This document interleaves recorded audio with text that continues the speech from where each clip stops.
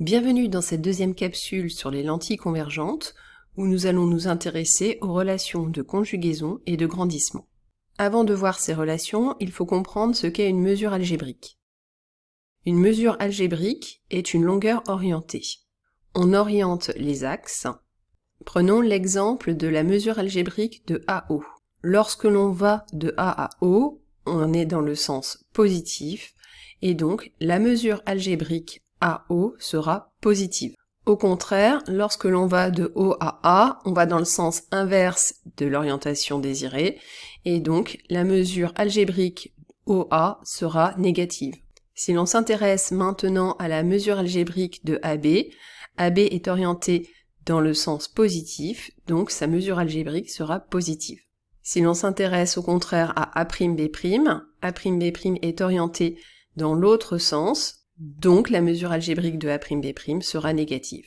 Une mesure algébrique est donc une longueur orientée.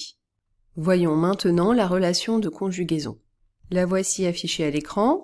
Cette relation sert soit à déterminer la position de l'objet, soit la position de l'image, soit la distance focale de la lentille. Avec OA, OA', OF' et F' en mètres.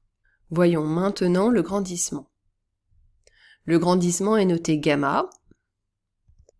Il est égal au rapport de la mesure algébrique de l'image par la mesure algébrique de l'objet.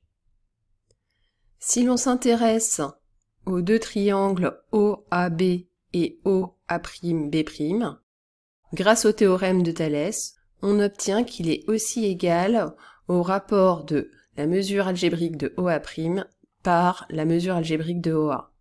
Comme il s'agit d'un rapport de deux mesures algébriques exprimées dans la même unité, le grandissement est sans unité. Je vous dis à bientôt pour une prochaine capsule.